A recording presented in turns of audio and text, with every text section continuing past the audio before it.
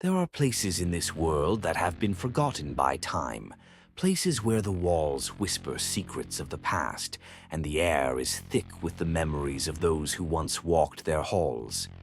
The stories you're about to hear come from those brave enough to venture into these abandoned places, where the line between reality and nightmare becomes blurred. Are you ready to explore the unknown? Our first story begins in the vast and desolate deserts of California, where a lone urban explorer sets his sights on a decaying relic of the past, the Royal Hawaiian Motel. This once thriving establishment, now abandoned and left to the elements, stands as a ghostly reminder of a time long gone.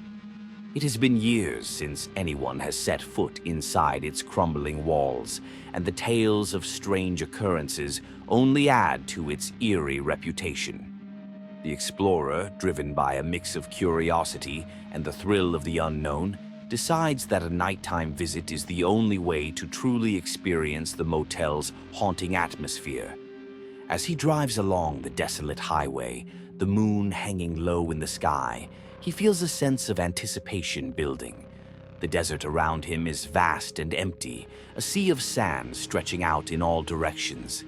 Finally, the silhouette of the motel comes into view, its broken sign barely visible against the darkened sky.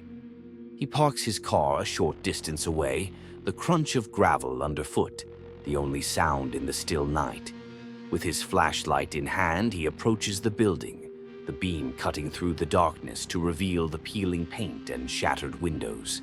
The motel looks as though it has been frozen in time, a place where life has long since departed. The front door hangs loosely on its hinges, creaking as he pushes it open.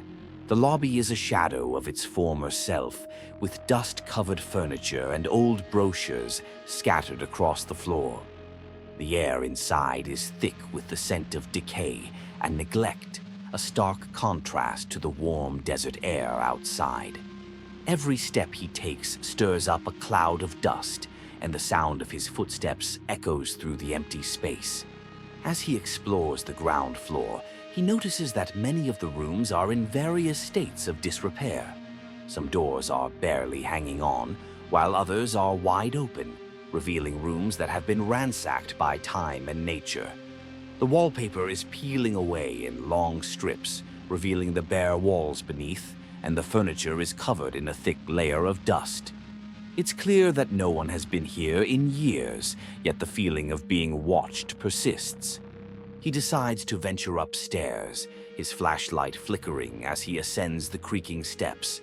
The second floor is even more dilapidated, with parts of the ceiling having collapsed and debris littering the floor. As he makes his way down the hallway, he begins to hear faint noises, soft thuds, and the distant sound of something scraping against the walls. He stops, listening intently, but the noises seem to come from everywhere and nowhere at once. His heart pounds in his chest as he approaches the end of the hallway, where one door stands slightly ajar. The smell hits him before he even reaches the room, a rancid, sickly odor that makes his stomach turn. He hesitates, every instinct telling him to leave, but something compels him to push the door open. Inside, the room is dark, with only the faintest light coming through the broken window. The smell is overwhelming, and he can barely make out the shapes of the furniture in the gloom. As he steps further into the room, his flashlight illuminates the bed in the corner. Something is lying on it, covered by a tattered blanket. His breath catches in his throat as he approaches, his hand trembling as he reaches out to pull the blanket back. But before he can touch it, a sound from behind startles him, a low, guttural noise that freezes him in place. Slowly, he turns around, the beam of his flashlight sweeping across the room, only to reveal nothing.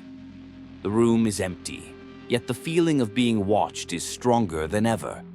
Panic sets in and he backs away, his mind racing with thoughts of what could be lurking in the shadows. The door to the room slams shut behind him with a deafening bang, and he sprints towards it, fumbling with the handle as the darkness seems to close in around him. Finally, he manages to wrench the door open and bolts down the hallway, not daring to look back. The motel seems to come alive as he races through it, with doors slamming and the walls creaking ominously. He doesn't stop running until he's outside, gasping for breath as he stumbles towards his car. As he drives away, the image of that room lingers in his mind, the sense that something was lying in wait, something that he was never meant to see. He never returns to the Royal Hawaiian Motel, but the memory of that night haunts him for years to come, a reminder that some places are better left undisturbed. If this story had your heart racing, make sure to like this video and share it with your friends who enjoy a good thrill. There's more to come, and the next story will plunge you even deeper into the unknown. The second tale takes us to a small, forgotten town where an abandoned psychiatric hospital looms like a dark shadow over the landscape. The hospital, once a place of healing, became infamous for the inhumane treatments that were carried out within its walls. Now it stands as a decaying monument to the horrors of the past, its once sterile corridors now echoing with the memories of those who suffered there. A group of friends, fascinated by the history and drawn by the thrill of exploring the unknown, decide to spend a night inside the hospital. They arrive just as the last light of day fades, the building's silhouette stark against the twilight sky. The air is thick with the scent of rain, and the ground is slick with mud as they make their way to the entrance. The doors, long since rusted and warped, creak ominously as they push them open and step inside. The interior of the hospital is a labyrinth of dark, narrow corridors and rooms that seem to stretch on endlessly. The walls are covered in peeling paint, and the floors are littered with debris, broken glass, rusted metal, and pieces of old furniture. As they move deeper into the building, the temperature drops, and the air becomes thick with the smell of mildew and rot. They pass through what was once the reception area, now a shell of its former self. Old patient files are strewn across the floor, and the desk is covered in dust. The friends exchange uneasy glances as they continue on, their flashlights casting long shadows on the walls. Every creak of the floorboards, every distant sound, sets their nerves on edge. As they explore the upper floors, they come across rooms that appear untouched since the day the hospital was abandoned. Beds with restraints still attached, chairs bolted to the floor, and medical equipment that looks more like instruments of torture than tools of healing. The atmosphere is oppressive, and they can almost feel the weight of the building's dark history pressing down on them. In one of the rooms, they find a large cabinet filled with old medical records and photographs. The records detail the lives of the patients who were treated there, many of whom were subjected to experimental and often cruel procedures. The photographs are even more disturbing, grainy black and white images of patients in various states of distress, their faces twisted in fear or pain. The friends feel a chill run down their spines as they realize the extent of the suffering that took place within these walls.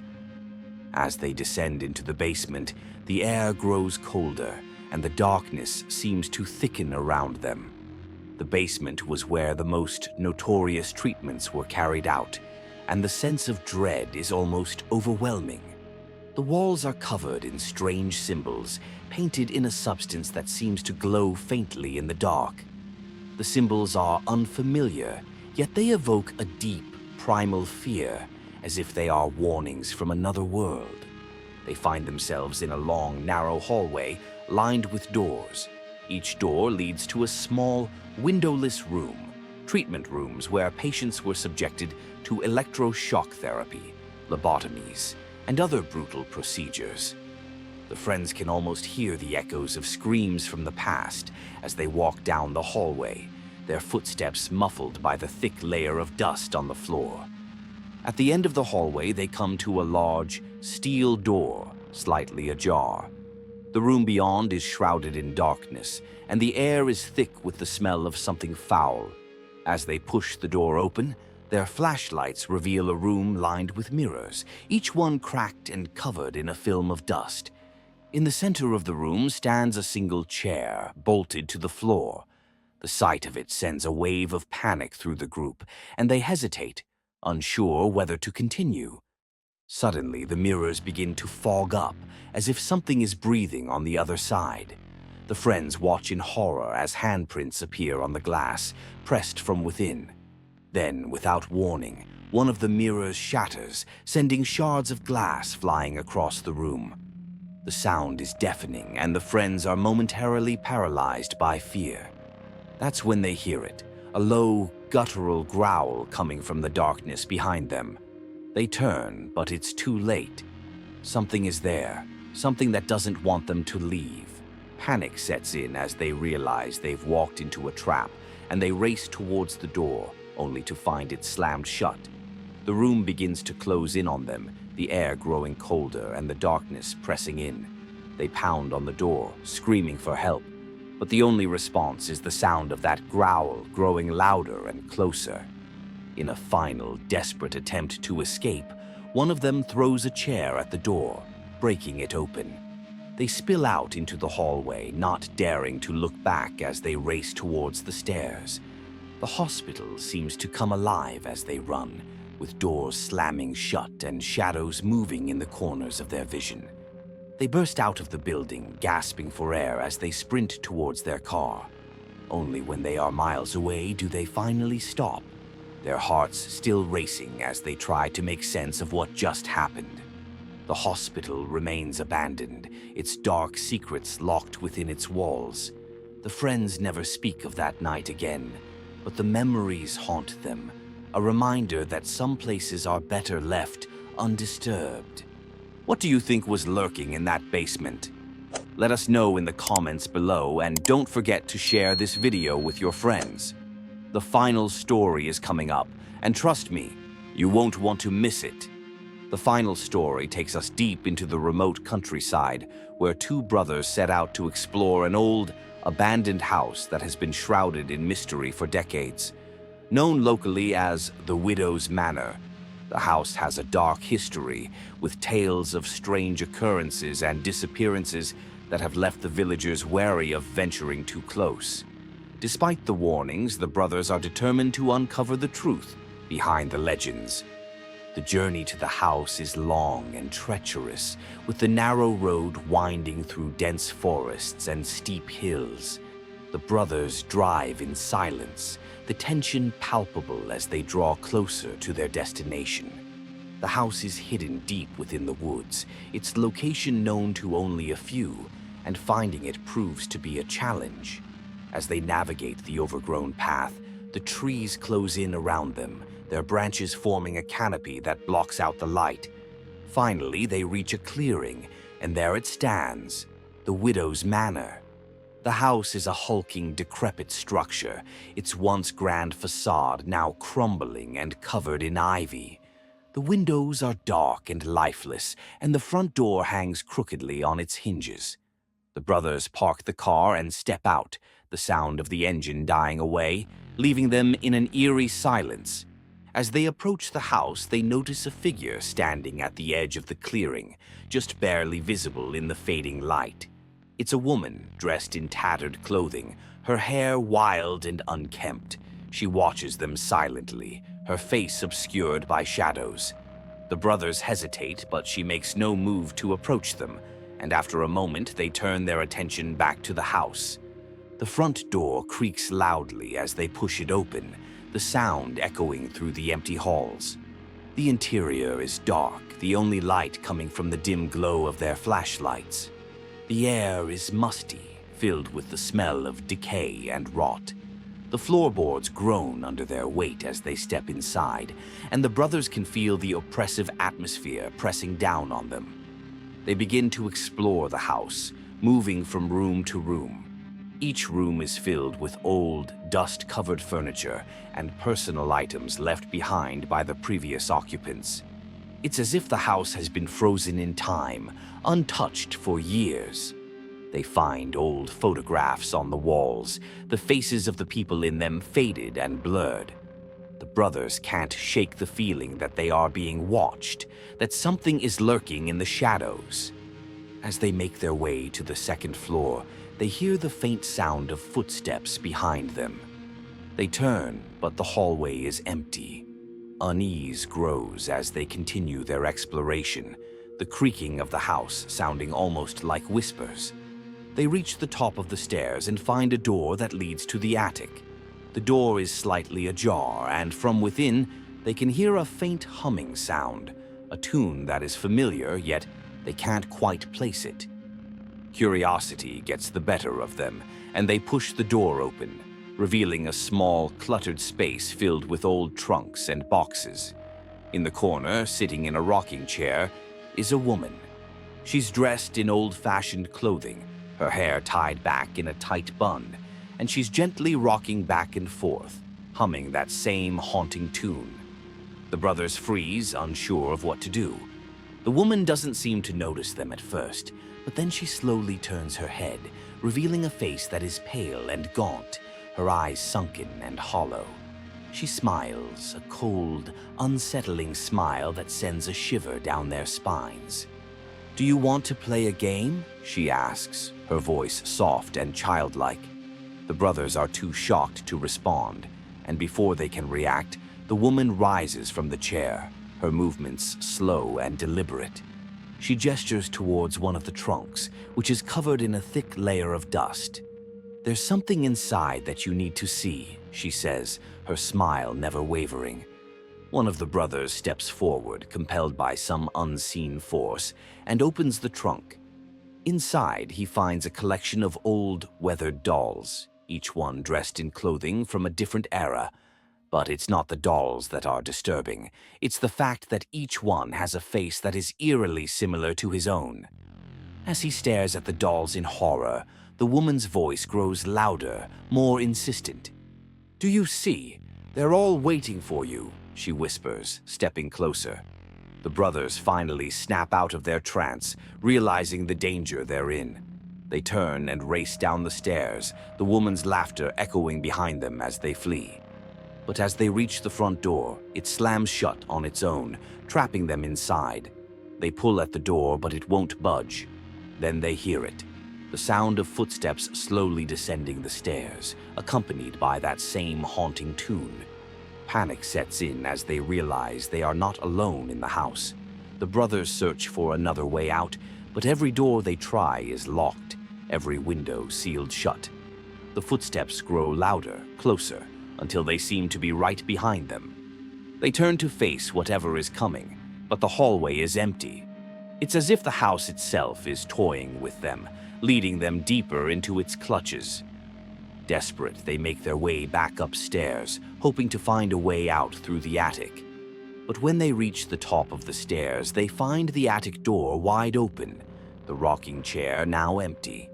The woman is nowhere to be seen, but the trunk is still there, its lid slightly open. The brothers approach cautiously, their flashlights flickering as they step closer. As they reach the trunk, the humming starts again, louder this time, filling the room with its eerie melody. The brothers hesitate, but one of them can't resist the urge to look inside the trunk once more. He lifts the lid, and this time the dolls are gone. In their place is a single, blackened mirror. The reflection that stares back at him is not his own, but that of the woman, her smile now twisted into a grotesque grin. The mirror shatters in his hand, sending shards of glass flying across the room. The humming stops abruptly, replaced by a deafening silence. The brothers stand frozen in place, unsure of what to do next. Then, without warning, the door slams shut behind them, plunging the room into darkness. They scramble to find their flashlights, but the batteries have died, leaving them in pitch blackness. The air grows colder, and they can hear the faint sound of whispering coming from all around them. The whispers grow louder, more frantic, as if the house itself is speaking to them. The brothers huddle together, trying to make sense of what is happening, but the whispers are unintelligible, a cacophony of voices that seem to come from every direction. Suddenly, the floor beneath them begins to shake, as if something is moving beneath the house. The brothers stagger as the walls start to close in, the room shrinking around them. Desperate, they claw at the walls, trying to find a way out, but the house has other plans. The whispers rise to a crescendo, and the floor gives way beneath them, sending them plummeting into the darkness below. They land hard on a cold stone floor, the wind knocked out of them. The air is damp and musty, and they can hear the sound of dripping water echoing through the space. As they struggle to their feet, they realize they are in a basement, one that they hadn't seen during their exploration of the house. The walls are lined with old, crumbling bricks, and the floor is covered in a thin layer of stagnant water. In the center of the room is a large stone slab, stained with dark patches that could only be dried blood. The sight of it fills the brothers with a deep, primal fear. They know they need to get out, but there is no door, no window, no way out. The only way forward is a narrow tunnel that leads deeper into the darkness. With no other options, they make their way into the tunnel, their footsteps echoing off the damp walls. The tunnel twists and turns, leading them deeper and deeper underground. The air grows colder, and the sense of dread intensifies with each step. They can hear something moving in the darkness ahead, a low, shuffling sound that sends chills down their spines. Finally, they reach the end of the tunnel, which opens up into a small chamber. The chamber is lit by a single flickering candle, casting long shadows on the walls. In the center of the room stands the woman, her back to them. She is holding something in her hands, something that glows faintly in the dim light. The brothers approach cautiously, their hearts pounding in their chests. As they get closer, they see that she is holding a small, wooden box. The box is old and intricately carved, with symbols that they don't recognize. The woman turns to face them, her eyes glowing with an unnatural light. "Do you want to see what's inside?" she asks, her voice a whisper that echoes through the chamber. Before they can answer, she opens the box, and a blinding light fills the room. The brothers shield their eyes, but it's too late. The light envelops them, pulling them into the box, into a world of darkness and madness. The next thing they know, they are back in the house, standing in the attic once more. The rocking chair is empty, and the trunk is gone. The house is silent, as if nothing ever happened, but the brothers know better. They can feel the darkness lurking just beneath the surface, waiting to claim them. They don't wait to find out what happens next. They race down the stairs and out of the house, not stopping until they reach their car. They drive away as fast as they can, not daring to look back. But the memory of that night haunts them, a constant reminder that some places should never be disturbed. If this story sent chills down your spine, be sure to subscribe to Nightmare Narratives and hit the notification bell so you never miss an episode. Our channel is filled with spine-chilling tales that will keep you up at night, so don't miss out on the horrors that await.